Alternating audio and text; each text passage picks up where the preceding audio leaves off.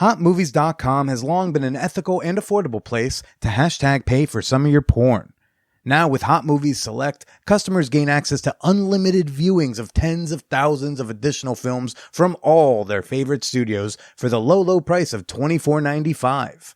Visit HotMovies.com, click Select Unlimited, and use promo code MANWHORE at checkout so they know who sent you. The Man Whore podcast is sponsored by Alt Playground. APG is more than just a place to find couples to swap with. Alt Playground is a lifestyle community for all non-monogamous and sexually adventurous people to connect and share. And you know I started a profile. Join me over at altplayground.net. That's altplayground.net. Now let's get to the show. Welcome to the Man Whore Podcast.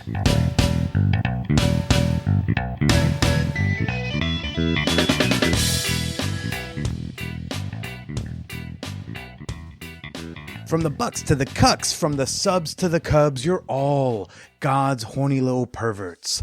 This is Billy Persida, and you are listening to the Man Whore Podcast. Yeah. Hyped up, energy, yeah, because the alternative is sadness. Hi, welcome to the show. I am your host, comedian, sad clown Billy Persida. This week on the podcast, I've got on adult performer and professional dom, King Noire. This was a really cool conversation, really smooth, engaging, intelligent. Loved it. Looking forward to sharing my chat with him momentarily. But first, I got money to give away. People, there's just a little bit of time left. Time is running out to win $100 from yours truly. Yeah, all you got to do to enter is you got to share or promote the podcast in your Instagram story, and you got to tag me. That's the important part. You got to tag at Billy is Persida. Do that and you've got a chance to win. And also, hey, if you have a private account, send me a screenshot in the DMs because I don't think it shows up when you're private, but you can still get in on the action. At the end of the month, I will randomly select one of those people and they'll win a $100 Amazon gift card or a $100 gift card to a local business of their choosing. Get in on this. Why am I doing it? Who knows? I'm just like, I have this $100 bill that I need to not have anymore. I want to give it to you. Don't forget, tag at Billy is Persida. Thank you for the kind words, folks, in the DMs, the emails, and all that jazz regarding the breakup. I'm good. I'm a really good neutral. Like, I'm as good as one can be without actually being good, if that makes sense, This is a very different kind of breakup for me. I'm used to them being louder or angrier or more eventful. I'm used to them coming with a loss of friends or community along with it. That's not happening here. So I'm just trying to navigate this whole being friends still thing. And some of y'all have been very quick, though, to come try to comfort me. And that's been really sweet. Some of y'all bought me books. Some of y'all bought me furniture. I got a bookshelf out in the mail just a couple days ago. They gave me a nice, a manly post-breakup activity. Building a shelf. Build the furniture. Feel like a man. Yeah, you like the way my forearms look as I twist that screwdriver? Yeah, you like seeing me flex that forearm muscle? Don't even know what it's called. I like it. I've got all the sex gender books are in it. It's my slutty book tree. It's mine and I like it. Before we get to this week's guest, King Noire, I got to break some exciting news because I got to announce what we're doing on January 30th. Saturday night, January 30th is the next monthly Man Whore Munch, and we're playing a throwback. We're playing a classic party game. We're popping on the Zoom, and we're playing some Truth or Dare. Yeah. Oh, that was fun. We did this earlier in the quarantine. Like, we played some Truth or Dare in the Peep Show with the Patreon community. So I'm bringing it back for this month's Man Whore Munch, and it's going to be on January 30th, 9 p.m. Eastern Time.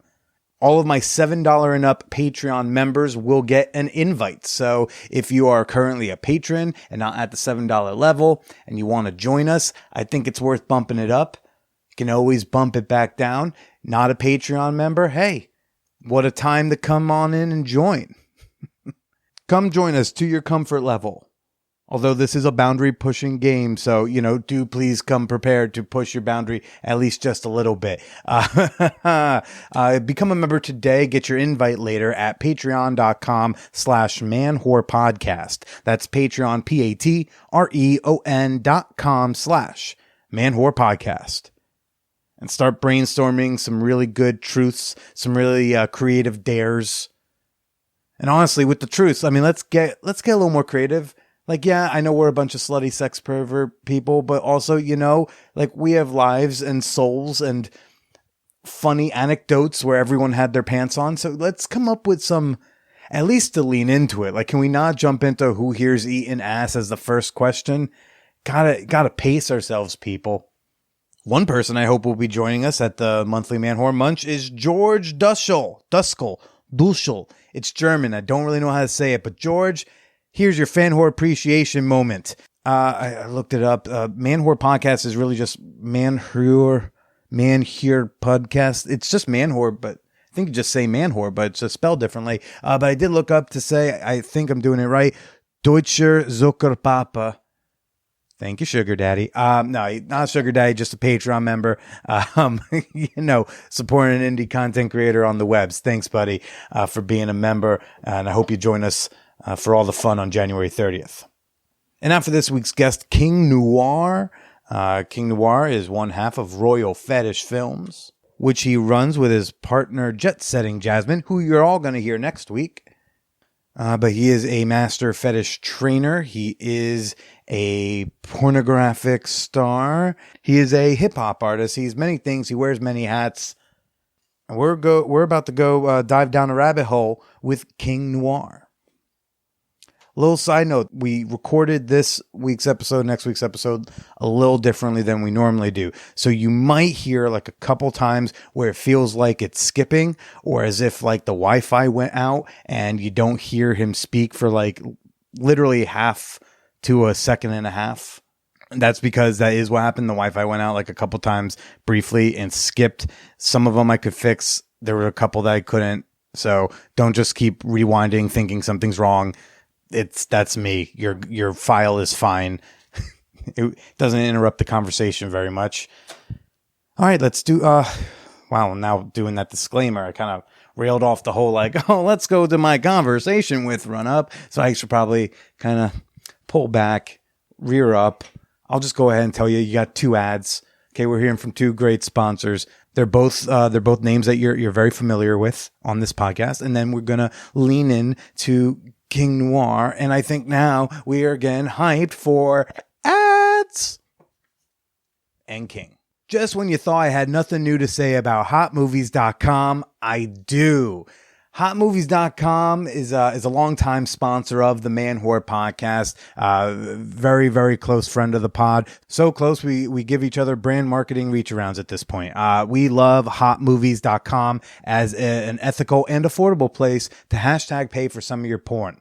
Hot Movies has their own subscription service. Customers who sign up get unlimited access to more than 30,000 movies from the hotmovies.com library from many of the most popular studios in the industry. They can watch as much as they want, as often as you want, all for one low price of $24.95. Plus, you get your 20 free minutes when you use promo code MANWHORE at checkout. So go to hotmovies.com, click select unlimited at the top and sign up today. And don't forget to use promo code MANWHORE at checkout so they know who sent you. The Man Whore Podcast is sponsored by altplayground.net. Yeah, the place to go for your next non-monogamous adventure. Altplayground.net has, really adapted during these times of COVID to help connect like-minded people all over the country.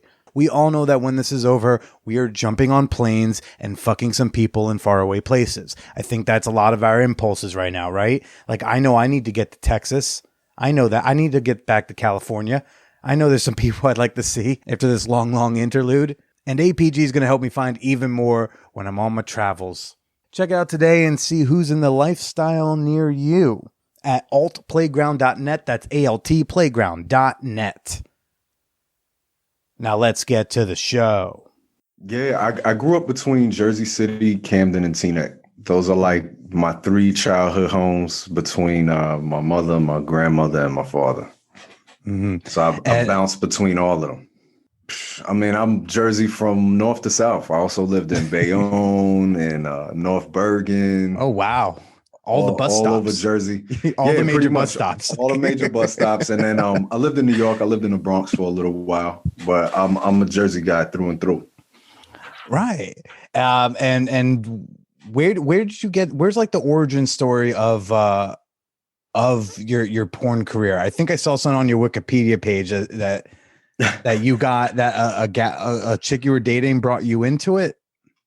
Well, we weren't particularly dating. We messed around a lot, and it was a homegirl of mine. Like we went to high school briefly together, and she was a dancer at a club in Philly. And some people saw her and was like, yo, we'd love to take some pictures of you, when porn magazines were still popping, and she was just like, I'll do it, but I don't want random dick in my face. So my familiar dick in my face. Yes, exactly. So, that was like my first experience with, any kind of broadcasted adult stuff. And like from there, then I started really getting into, BDSM and doming and doing cuckolding and stuff like that. One thing led to another, wound up on, different websites doing solo stuff. And then just started getting into the porn and I left for a little while. Then Jasmine and I met and we put together Royal Fetish Films, and we've been hitting the ground running since then. Yeah, no, that sounds like a very streamlined version of things. But how old are you that first time when the stripper was like, "Hey, can you help me out with a shoot?" I was 18. You're 18, and how did you react to that? How'd she come to you with it? I mean, she knew, like at the time I had I was bouncing around from spot to spot, staying in motels on Route 46 and Route 1 and 9 for everybody that know that's from North Jersey. So like a couple of them that's still standing, I lived in, you know what I mean? And she just knew what was going on in life at 18 that you were bouncing around motels. I was wilding, and my mother was like, "There's no place for you here," and my grandmother said the same. So it was kind of like, just fending for myself and some learning tough how love to navigate the world. Yeah, I mean, it was the best thing I feel like that could have happened to me, because it really did make me man up and start handling shit. Both between the adult entertainment stuff and the adult entertainment stuff led me to my music and going into business for myself. So, it needed to happen. And Shorty hit me up and she was like, yo, I know you could use the money. I know what you're working with, and I know you're not shy. So what's up? You want to make some money? And it wound up being, we didn't even have sex. It was all like the insinuated sex from pictures where you'd be like this close to the pussy, but you're not really eating it. You know what I'm saying? I'm like, oh man, this is decent money for some shit that I would definitely be doing in my spare time anyway. You know what I'm saying? I mean, I would actually eat it though. I wouldn't just get that close. I mean, I would definitely follow through in my personal life, you know what I mean? But it was cool because like around that same time, I had actually gotten hired off of, how there used to be like party lines back in the day, and you just call that party line and they would give you like that, like this 30 minutes is free. And then you could talk to people or whatever. Then they try to charge you. Anyway, it was like Clubhouse before Clubhouse. And I met this couple on there that wound up hiring me to basically cuckold them. So like I got paid off of that shit. Yeah, to be the bull. So I got like paid off of that shit. And like she hit me up like right around the same time. So it kind of like all fell into place. Right. Kind of like, hey, well, I'm in this situation. I need to figure out how to make money. And these are the like, I think society likes to think of sex work as like the easy money, right? Like as a like, sex work is work. Right. is work. Right. But I think people think of that as like the easy go-to, like, oh, I could always, I mean, we're seeing it now. People are like, oh, I guess I'll start an OnlyFans or whatever, because people are, across the nation hard hit up. But it seems like back when you were in those that 18, early 20s range, you were, figuring it out and realized, oh, I could get paid to do some, I mean, like at the time, are you thinking of it in a bigger way? Or are you just thinking like, oh, here's a gig, need to, be able to pay the motel? Or are you thinking about it like I'm about to do sex work? It definitely was here's a gig, because I mean, at the same time I was, doing day work on construction sites or delivering pizza. Like I had all the jobs that are in porn movies. You know what I'm saying? So I guess it just was a progression. But I mean, like I was in a position where it's like, okay, I wanna go to school. Because I had dreams of being a cinematographer and maybe down the line a philosophy professor, So I wanted to stay in school. I was going to Bergen Community for a while, then I was going to Hudson. I mean, I'm going to Passaic Community, then I transferred to NJCU. So, I was still trying to stay in school, and school's not cheap. Living ain't cheap. You know what I'm saying? Especially when you're on your own at that age. So, it was like sex work presented itself as I can make my own hours. Mm-hmm. You know what I'm saying? For the most part, I could make my own hours and still be able to go to school, still be able to do other work that I was doing, still be able to do music. And, for a lot of time, like when I was first on the music scene or whatever, a lot of my peoples didn't know what I was doing. So it'd be like, yo, we had a show. I'm like, I got a client I got to cut out. So I'll be like, yo, gotta go, like right after the show. And they're like, why are you not hanging out? Like, mind your fucking business. I'll tell you later. and why were you not so open to share back then? Back then, I mean, I put it in some music like, oh yeah, I got some pictures floating out there. I did some porn, whatever. But like people, especially because a lot of the music you were hinting in the lyrics. I hinted in my lyrics for sure. I do that in my comedy bits. I'll be like, hey, I used to cam. That was weird. Let's do an anecdote. I mean, to me, it's good because then, if somebody does bring the shit up, I'm like, I already told y'all. But for me at the time, it was kind of like I wanted my music to be taken seriously, and I wasn't particularly rapping about sex with my early music. A lot of my early music was politically and neighborhood and personal as fuck. So it's like, a lot of times, and especially in hip hop in that era, you know what I'm saying? People kind of viewed like if you rapped about women and sex, then you weren't like to be respected on the same level as, if you were dealing with philosophy and politics and it was like lowbrow shit. Yeah, kind of, sort of, and then also at the same time, I'm just one of them people, I don't always broadcast all my moves until, them shits is made. So I didn't know if I was going to stay with it, if I was going to push it more or grow in it. So I didn't want to just be like, yo, here's my whole hand. Instead, I wanted to see where it went a little bit more. And as the shit grew, then I was just kind of like, hey, this is what I do. You know what I mean? Mm-hmm. And so in the early times, was it mostly doing porn or was doing the professional bullying? I don't know if you would call it bullying or bullying, right? But yeah, it's bullying. It doesn't ring as well, but but like, what were you doing probably more of back then?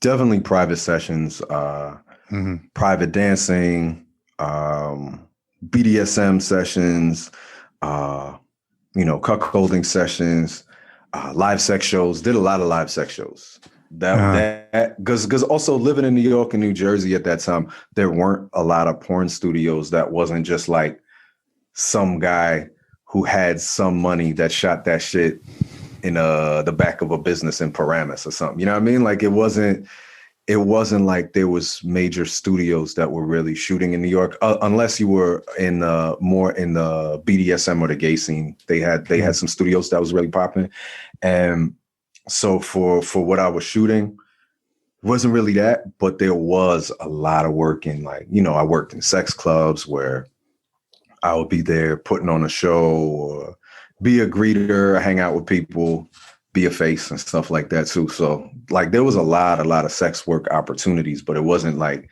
living in LA or Miami where it's just like mad porn studios. And being like in your, your late teens, early 20s, how did you, because you already kind of allude to like you're maybe fucking up a little bit at some point, you had to get your shit together. And how during those like I don't know. I wouldn't think of them as the most mature adult ages. How did you keep your shit together in an industry that's kind of known for fucking eating people up and spitting them out?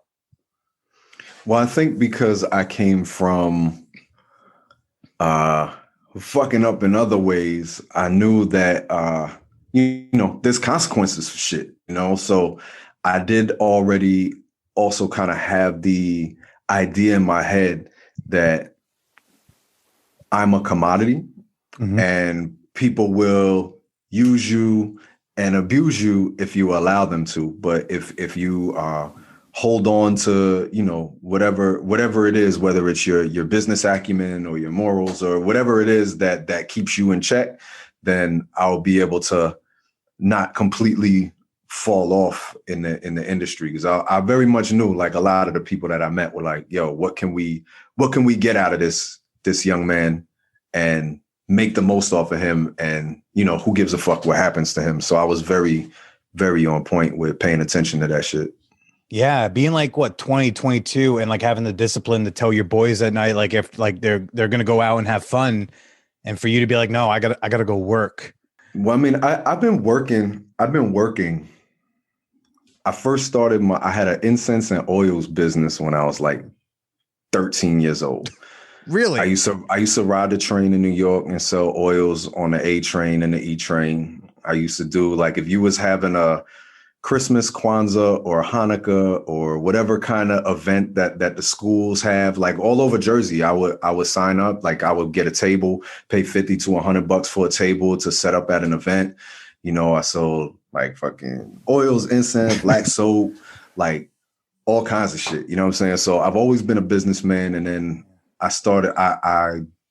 was kicked out of high school when I was 15. So I went to work and started cutting raw chicken wings at Chicken Delight on Teaneck Road when I was 15.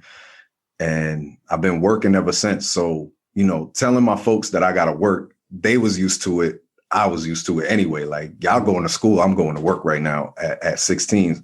So, it definitely, like, my mind was mature in certain ways, and then in other ways, you be doing a lot of wild shit when you're in your late teens, early 20s.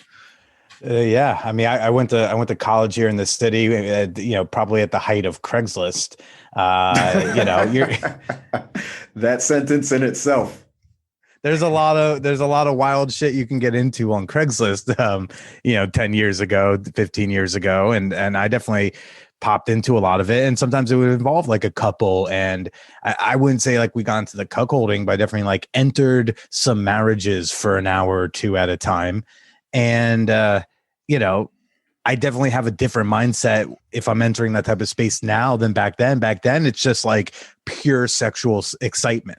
And then today I'd be like, oh yeah, cool. That's a thing we could like negotiate and discuss. And then we could like have a really fun scene. And what was it like the first time someone was like, hey, like, I want to pay you to fuck my wife while I watch? Cause that's a real out there thing to be told at a young age or at any age. It's funny because I remember, like, I like fucking and I like money. So I remember those two things like being brought together.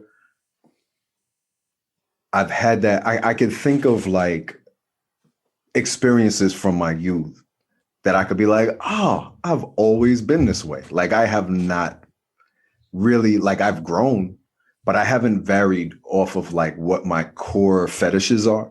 Like, I could still remember in middle school, this girl coming up to me and be like, let me see your dick. And I was like, oh man, this is the greatest question a girl could ever ask me at the time. You know what I'm saying? Like, this is amazing.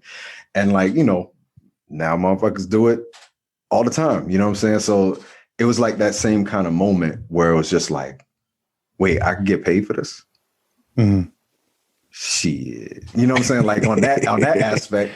And then the other aspect, I'm like, I didn't know what cuckolding was. So I had to definitely ask a couple of questions, like, not just to the couple. Well, at the time it was the husband. I hadn't even met the wife. It was just the husband on this chat line or whatever. And I was like, that's okay with you? Like, thinking in the back of my mind, like, this motherfucker set me up to kill me. Like, anytime I've seen this shit in the movie, somebody gets shot. So, you know, like working through that aspect of it. And like, I didn't have a car at the time. I was like 18 years old, and like, I got picked up. Like, what do you did think he about come that pick shit? you up, or did he send a car? Sent a car, which was cool as shit, because I was like out on the block, like down on the corner of my block, and I get picked up in a nice car. You know what I'm saying? Like, so, you know, that shit was really, really fucking cool. And like from that point on, I was like, yo, this shit is popping. Like, I'm all for this, getting picked up in I'm gonna cars. fuck everybody's wife if this is what it's like. Also, thank God he didn't come pick you up, because now you just gotta like sit in that car ride uncomfortably, so being like awkward. you just be like trying to make small talk about football, being like, I don't know, dude, I'm about to fuck your wife, and I've never done this for money before. So can we just And be you're a quiet? Jets fan? What the fuck? That's you know what, that's a little too close to home right now. Okay. During the fucking coup, I saw like in the crowd, I saw a guy with a Jets jersey on, and in my mind I wanted to be like, come on, Jets Nation, we're better than this. And then I was like, look at our record. Are we? I don't know. So the first time you're being presented with these like sexual opportunities that without money would have been amazing at that age. Word. But you know, there seems to be this like this real maturity to go, like you saw the financial opportunity, not just the sexual opportunity. You also mention how like you saw early on in the industry how like people would want to try to use you like an object to see like what kind of money could be made off you, and that you're going to have to defend yourself. What's that like, realizing that you are a commodity? Well, I think that's in any industry. I think it's really easy for people to. I don't think stockbrokers think that they're a commodity. You know, like I think they go to work thinking, no, I trade the commodity. I think there's people in positions of power who don't think that they're the commodity. What's his name?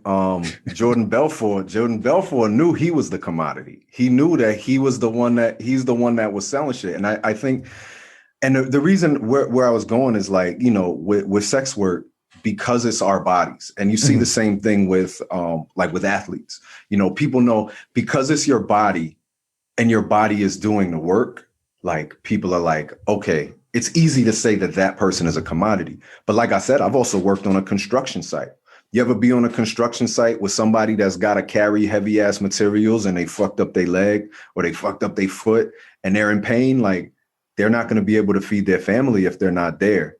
You know what I'm saying? If there's somebody that's watching over a particular project on that line, if they're not there, somebody else is going to take their job, or there's going to be a bunch of people who don't know what to do.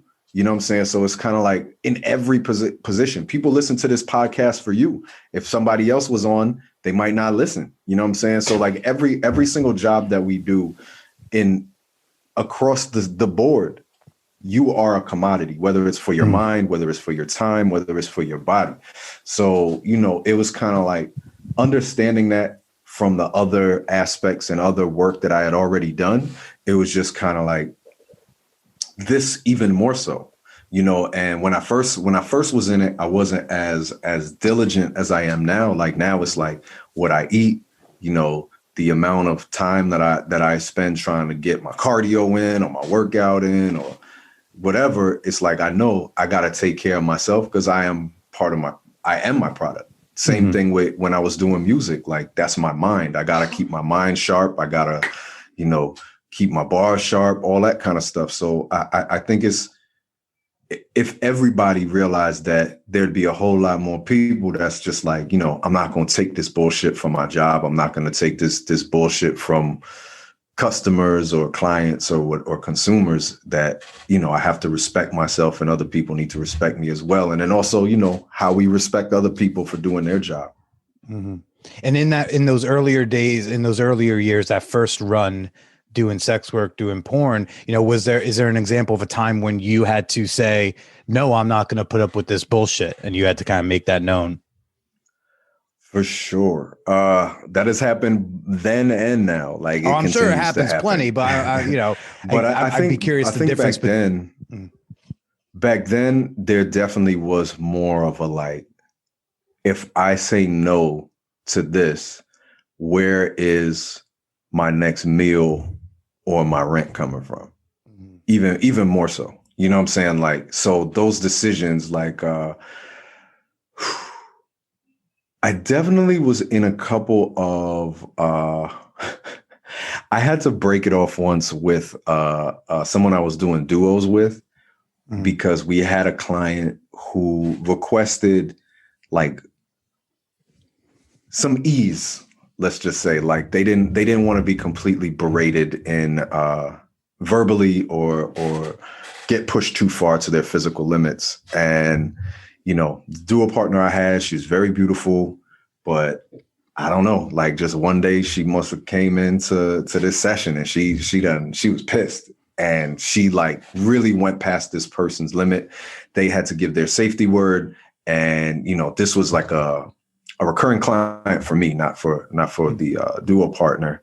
And I had to say, like, we can't work if this is how you're gonna treat this person. We had to end the session, had to iron out some financial situations with the client, because sure. I even back then I was, you don't go past nobody's safety limit. You don't do what someone's not requesting. You know what I'm saying? Like, we're here as a service. We're here.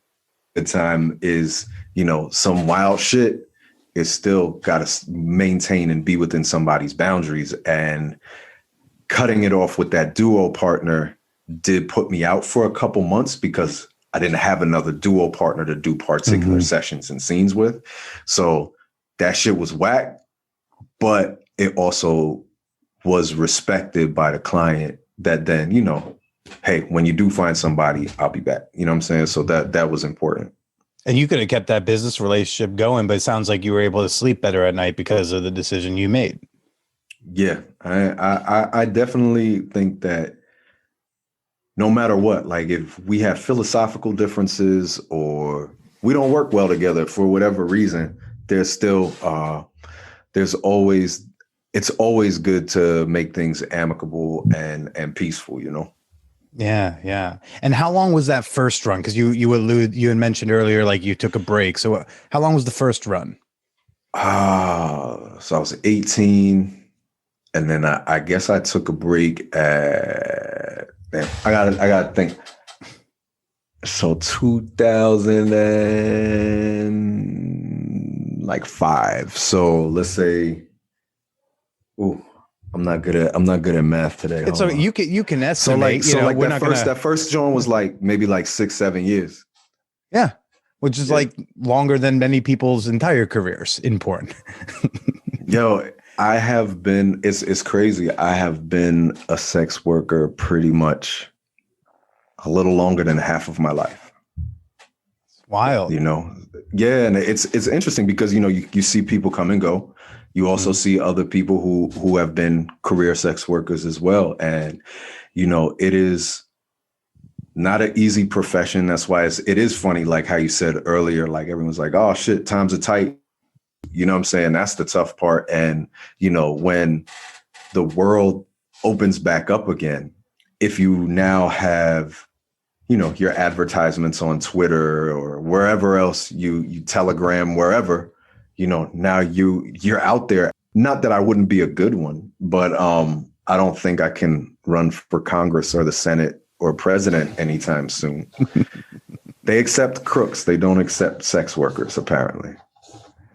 So strange. Am I right? Even, I've kind of relegated myself to never getting cast in a Disney film. I can live with that. There's other places. I'm trying to be super hoe in a Marvel movie. That's Disney, right? Okay, yeah. So we'll see. Yeah, I could be a sex worker on some random planet in Star Wars. We'll see. I'm not gonna shun them yet. I don't know. I think I could curse somebody out in Deadpool. They just confirmed there's going to be a third. Should be an R rating. Let's see. You look like a superhero who like maybe took some of Spike Lee's style with those glasses. Yeah, these but glasses, otherwise, like these are the Jones right here. Now that would be hot. If Spike want to do a superhero movie, I'm all in that shit. Super Ho movie, like a super gigolo type of thing. That would be wild. Oh, what would your superhero name be? The Black Bull? That just seems natural. It has alliteration in it. I don't know. That one might get misconstrued at some point. And if somebody called me that I wasn't comfortable with, they'd have to see, my atomic elbow drop, John. You know what I mean? But I don't know. I think it would be interesting to see a movie, like not even really a superhero movie, but a movie about sex work that isn't only the horrific side, because there are some people who have experienced like there's gonna be good, there's gonna be bad in everybody's life, but like to show the full experience, like I think there have been some films that have been good, but I mean I also know when it comes to Hollywood, they gotta have a certain level of drama and all kinds of other shit to like pull people in, but I do think there can be some better portrayals of it. And I also think, sex workers who don't fit that particular mold of like Julia Roberts' Pretty Woman would just be interesting in general. Yeah, and if we could get one where even maybe the sex work isn't the central focus, they happen to be a sex worker, it comes up, but y'all live lives outside of the job as well. Y'all have a funny incident that happens at the supermarket that has nothing to do with being a hoe, right? It's like to be able to like normalize it in that way, and like if it can also be a character who's not like 125-pound blonde white lady, that could work. That could work too. But I mean, I think that would be great. But I think society, needs to also be moving along, obviously, how we view sex workers. And I actually just asked this of Jessie Sage, who I just recorded with, and I know you were just on her show, so like after Sandy Hook, right? They shoot up a bunch of babies.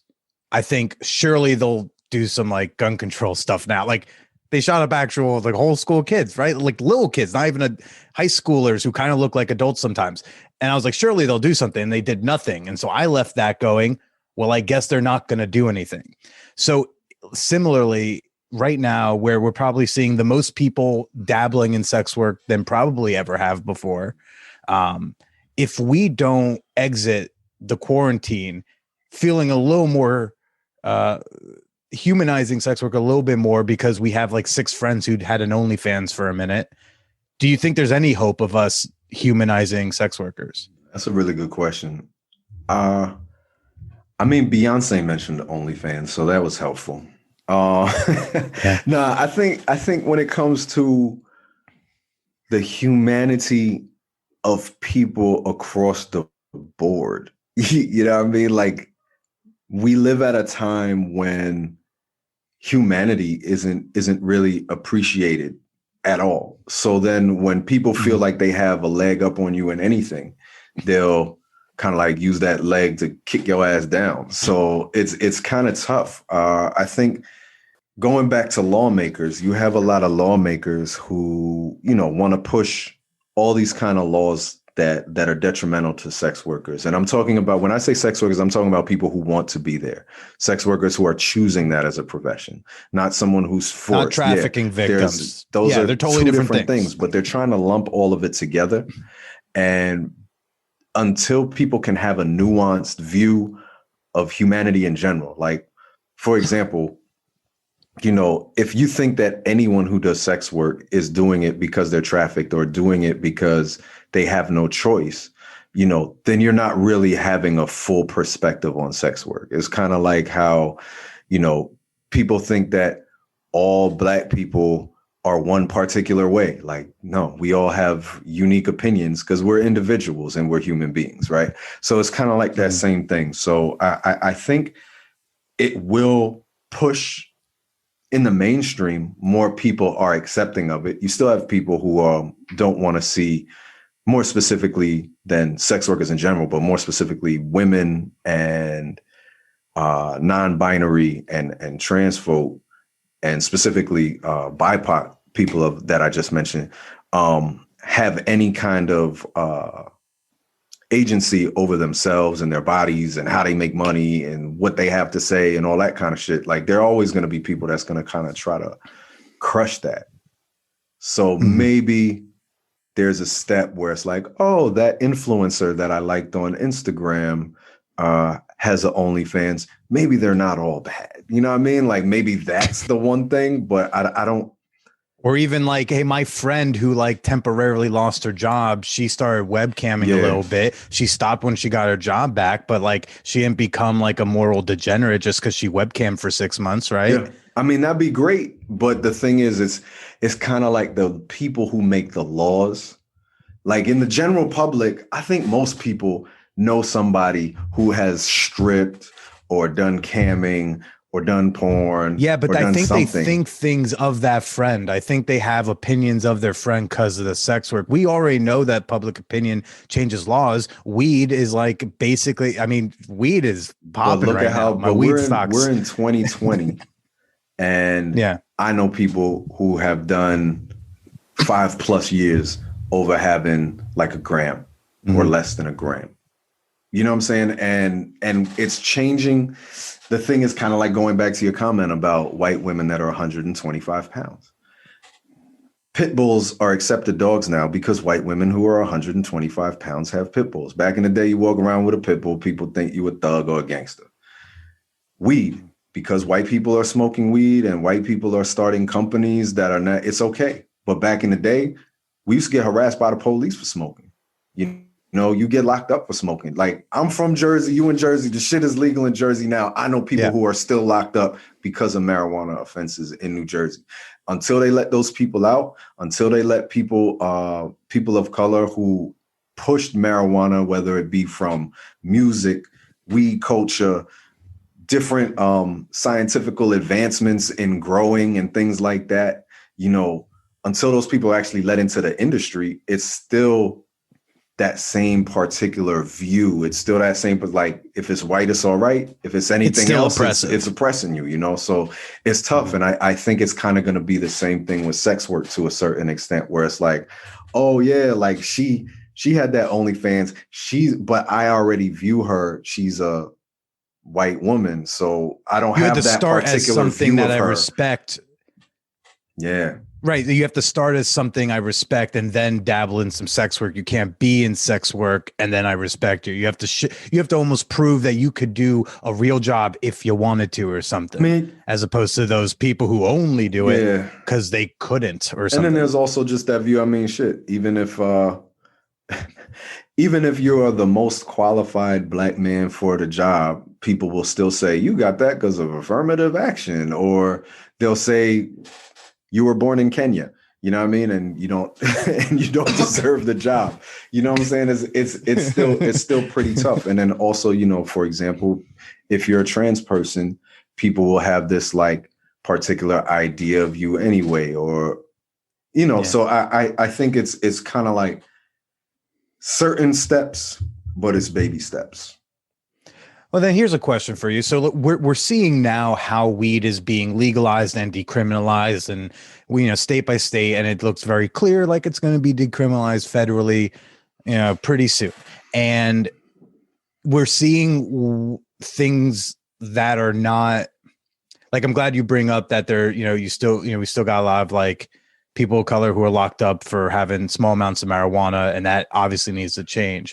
What are some of the things that have happened in the steps towards legalization and decrim of weed that we can avoid as we eventually one day, I hope, decriminalize sex work, whether that's 3 years from now, 10 years from now, whatever? Like what are the follies we've learned from the weed decrim we could apply to sex work decrim, so it's not just white people at the top constantly making the profit? That's a really good question. I think all I got is questions, no answers. No, I think that's a good question, because if you look at like with weed, like weed has a lobby. You know what I'm saying? What's his name? John Boehner, the former Speaker of the House, is a weed lobbyist. You know what I'm saying? So if it comes down to it, and sex work is the same way, right? If it starts taking those same things, if you're only awarding legal permits to major companies like Brazzers, right? And then only these companies who or companies that are aligned with politicians, or companies that are aligned with rich people. Like, what was that shit in Ohio where dude from one of the boy bands was what's his name? Lance Bass? Nah, that's the astronaut. Nick Lachey.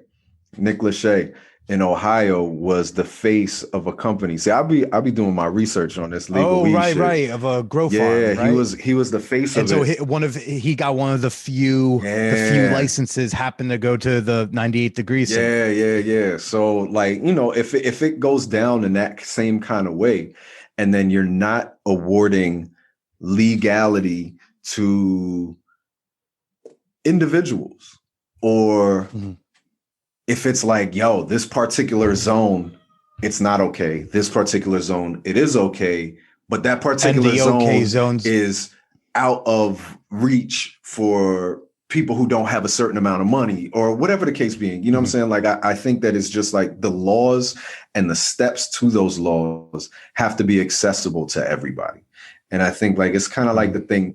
I remember back in the day, like, I had a homie that in like the 90s, he used to grow weed on his fire escape.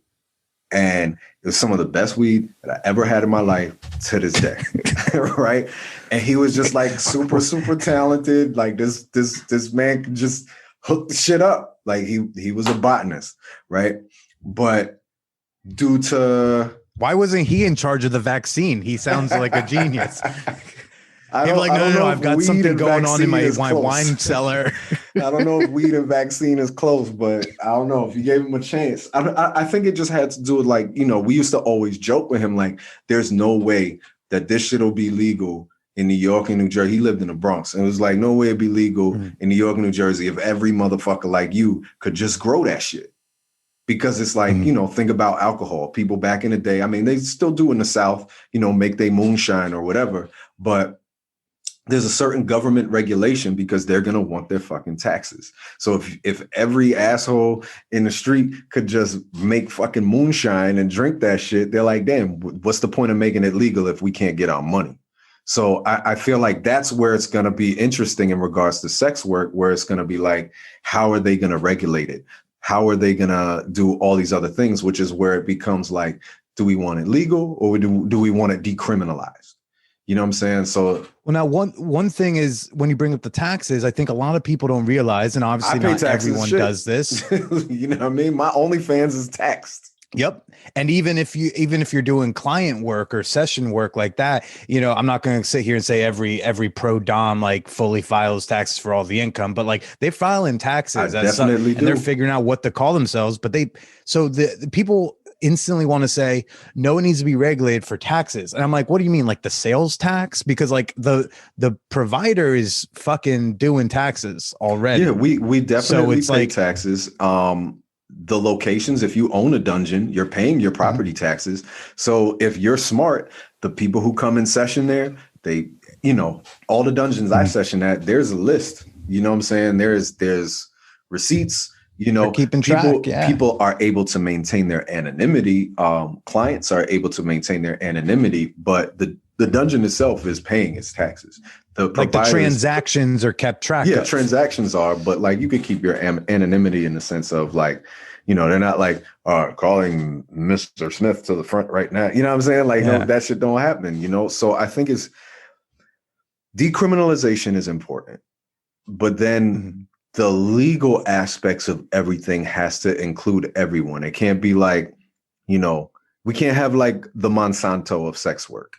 Exactly. We don't want to have brothels. We don't want Hilton Hotel to like be one of the 3 chains that are even allowed to have brothel licenses or something, right? Yeah, it can't be that way. So what regulations are a good idea, if any? When I was in Germany, I was in Hamburg. I was in Hamburg, Germany. And it was so funny because my reputation preceded me. And one of the people that I was on tour with, this is some strictly music shit, but the guy was just like, you want to go to the red light district, don't you?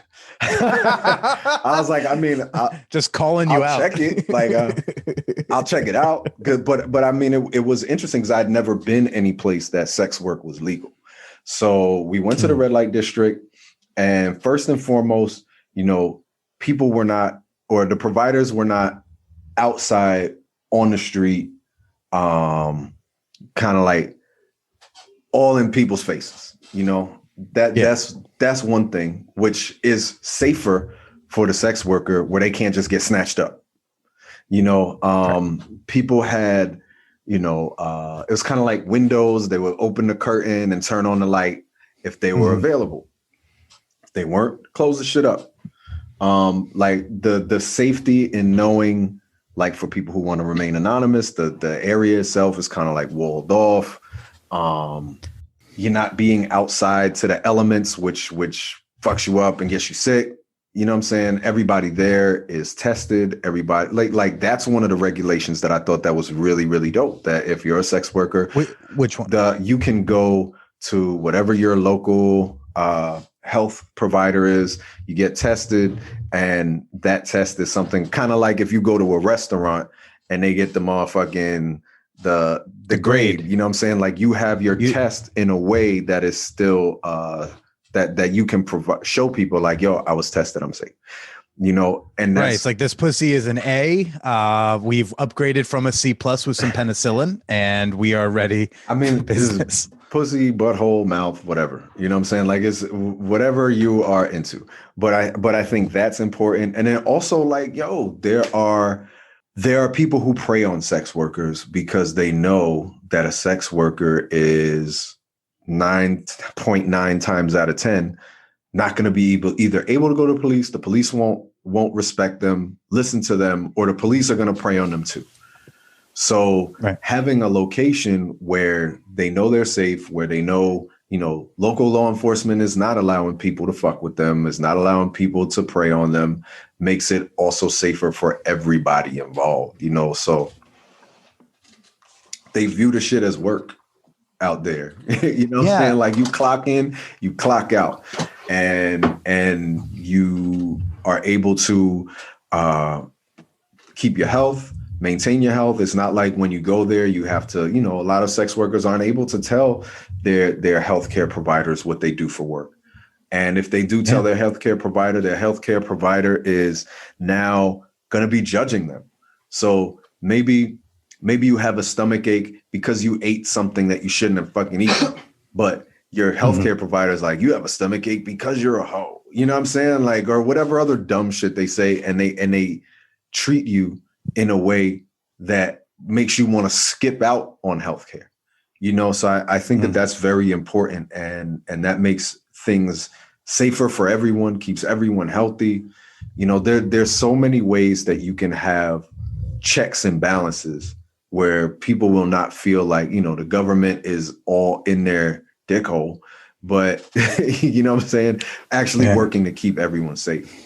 Another thing I remember when I went to red light district in Amsterdam, they had like a thing of the little pamphlets, like sexual health pamphlets, consent stuff. Like they had all these, you know, like when you go to a job, like you work at a restaurant, and in the back they have like those things that OSHA mandates that they have like a little poster that tells you about, like, you know, food safety and whatever. They kind of had that, but like in each of the rooms in the red light district in Amsterdam. And I was like, I like this, you know, like, are people typically not going to take the pamphlet? Of course. But like, I was curious. I still have them. I was just looking in my drawer for them. Like it's so, you know, like mandating that there's information. Well, I just kind of would love to see sex work treated like any other boring fucking job.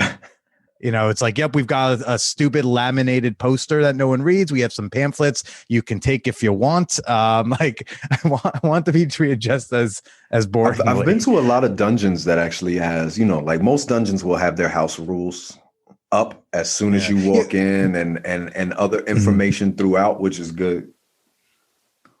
Yeah. Tell us a bit more about the dungeon like the dungeon culture. Tell us about like what a dungeon is. I know we've talked about on this show for many years, like, you know, about things that have happened in dungeons, that someone has worked in a dungeon, but I don't know if we've ever like really gotten an explanation of like how a dungeon works. Like these professional, oftentimes I think they operate in a sort of legal gray zone, but they're not like purely illegal dungeons. Like what are those Well, about? a dungeon is usually they're legal because there's no sex that is exchanged, you know.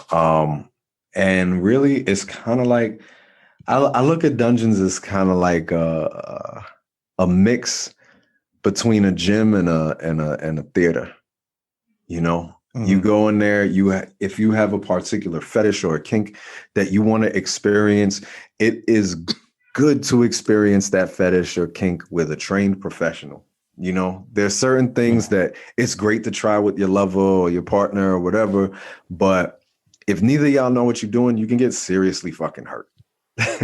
So, you know, in a dungeon, either you can go to hire a professional dominant or a professional submissive, or you could just rent the space to use on your own, like with you and your partner or something like that, just to have fun. But I would always suggest speaking with the professionals first.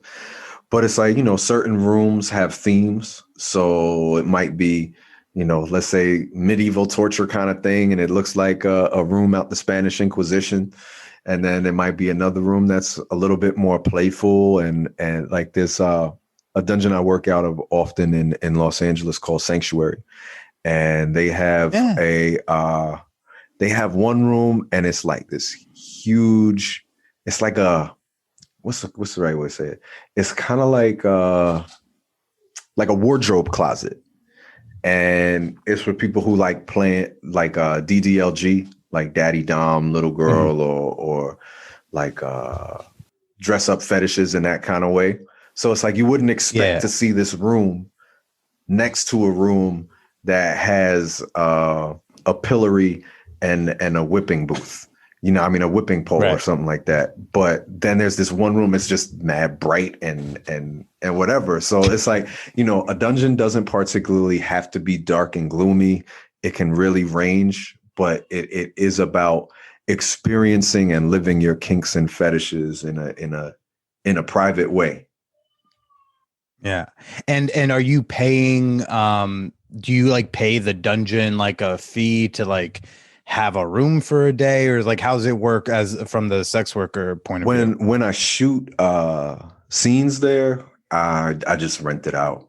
So, you know, I have a whole series of scenes that I've shot at Sanctuary LAX, and for the day or a couple of hours, if I'm seeing clients, sometimes I just session there. Like I work as a dom for Sanctuary. So if you're coming there and you're looking for a dom, you're like, oh,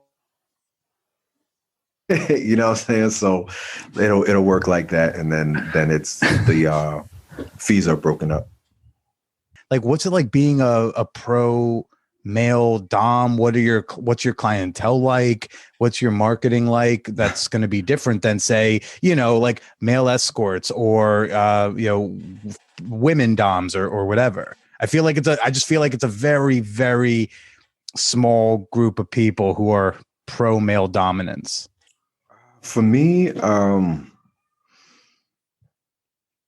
marketing wise, for me is a lot about showing people what I'm capable of in regards to the different equipment I use. And a lot of people find me through my actual porn scenes that do involve BDSM.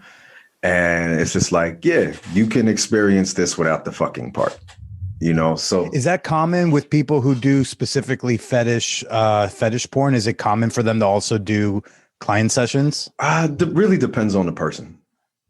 You know, and my clientele ranges. I have women, men, non-binary, trans, like I have all types of clientele. I work with everybody. I also teach. So let's work on everyone equally. I do. I work with everybody. Yeah. So if you want to get flogged, you can get flogged. My floggers touch everybody. Whoever needs a good flogging. But I think for, I don't know. I think it really does come down to what people are looking for specifically, because some people, they want to learn how to. So a lot of men are more comfortable learning from another man. Like, oh, I want to flog my girlfriend the way you flog somebody in a movie or some shit. You know what I'm saying? Like, they feel more comfortable with that sometimes. And I think also for me, with my clientele who are, let's say, trans or non-binary, they know that I'm not here. Like, I'm open and work with everybody, so they feel more comfortable with me than maybe they will with some other male dominance. Someone off Scruff or whatever. Yeah. Yeah. I mean, I don't know if I have my yeah. scruffy days or whatever. I think it just has more to do with, I'm an ally and an advocate. So I think people are more comfortable. I was in meaning by the sheer virtue that they're in the room with you. Yeah. Like, they know that it's all good, that they're safe, as opposed to meeting up with a random dom on a FetLife who, whatever. I think that's why I was getting for sure. Like, I think that does help me out a lot, that people like, yo, I can actually check this dude out. I can see his life. I can see where he's been, what he's done, people who have worked with him. And like, my best advertising always is word of mouth. If someone says, I had a great time working with King or having King work on me or whatever, that's better than a million Facebook posts, because or like paying for a million Facebook posts or something, because it's like that person is saying they had a good time, they were safe, they learned something, whatever the case being. Mm-hmm. Sure. And before we go, so you took that time, you were in the adult industry for 6-7 years, whatever. You took some time off. And now you're back in it, crushing it. You got this, you got Royal Fetish Films? Yes, it is. Right?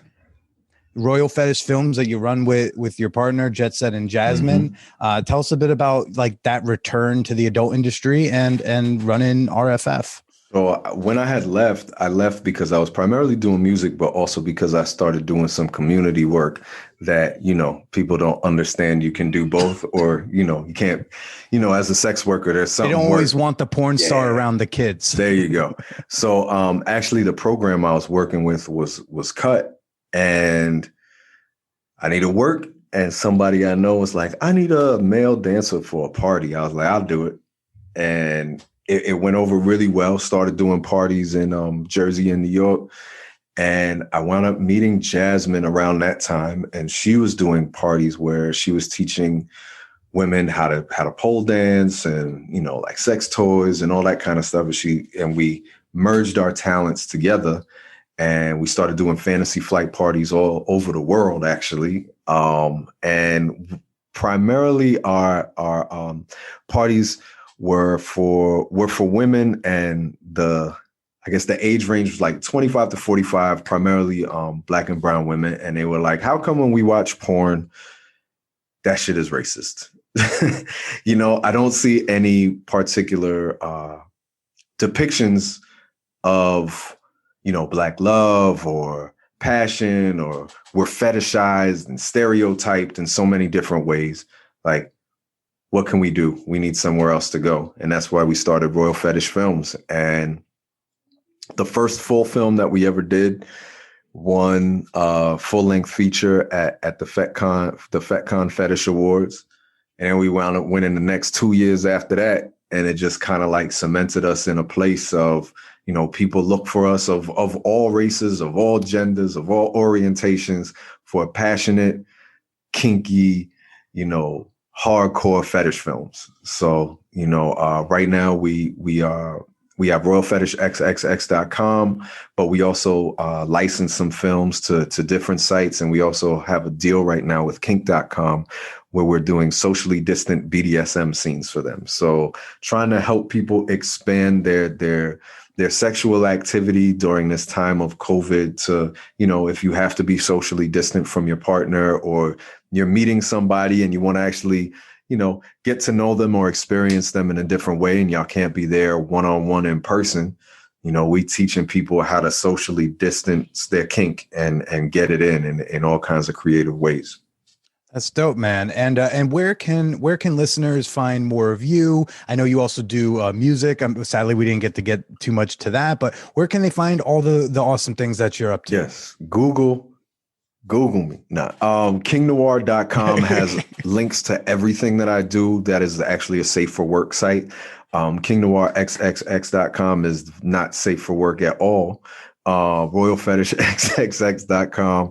You can find me at The Real King Noire on Instagram and at KingNoire on Twitter and OnlyFans. And of course, all social media platforms, all music platforms, just search my name and check out my album, The Royal Fetish Experience. Fantastic, dude. Dude, this was great. Thank you so much for making the time. Hopefully we'll be able to cross paths at one of those conventions one of these days, when conventions come back. Yeah. Can't wait for I'll probably, when shit actually gets back rolling, I will, because I haven't been back to Jersey in a minute. So I gotta run up to Jersey. You say you was like, you over on the hill, right? You say you was on like, my awkward, my now, as in like 3 days ago, ex-girlfriend lives up on the hill in JC. But we're good. I think we'll be hanging out in the post-quar just fine. But yeah, no, I pop between Jersey City and Brooklyn a lot. Yeah. So yeah, I mean, and when I'm back up north, I am too. So if there's any time for it, even if we just grab a drink or something. Oh, I love that, dude. You're very fun to talk Likewise. to. This is fantastic. Yeah, man. Well, why don't you go ahead and say goodbye to everybody, and then you can take care of the kids screaming in the background. Shit up. Everyone, tune into the episode with Jet Setting Jasmine that will be out in a week or two, and we'll hear about the sex positive parenting there you go. Seminars y'all do. Yes. Yo, thank y'all very much for tuning in. It was really great to be on the show. I appreciate you, man.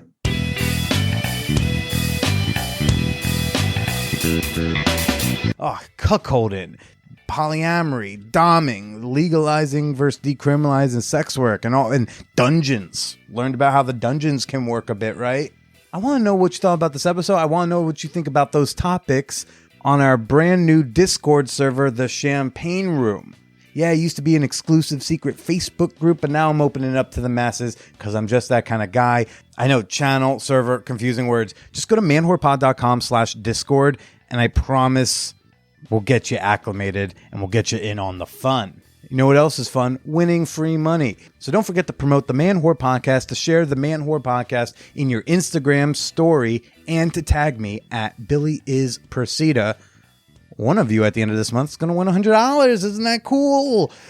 And if you want to see like my sexier Instagram, so to speak, the place where you can get a little more of an explicit visual representation of this Man Whore Podcast host boy, you can follow my free OnlyFans at onlyfans.com/callmebilly. Y'all know that all my links are in the show notes. You know the deal. I failed to write down any and all things I'm supposed to plug during the outro in my notebook for some reason, so I'm not really sure what else to plug right here. I hope you're following the fans, checking out the Patreon, and tagging me in your Instagram story. I think those are the most important things. Next week, we're going to hear from King's partner, Jet Setting Jasmine.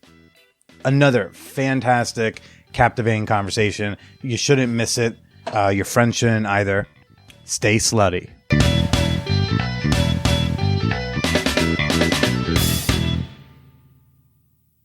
It's the vibrator that has no equal. And now, Motor Bunny offers their thrusting sex machine, the Motor Bunny Buck.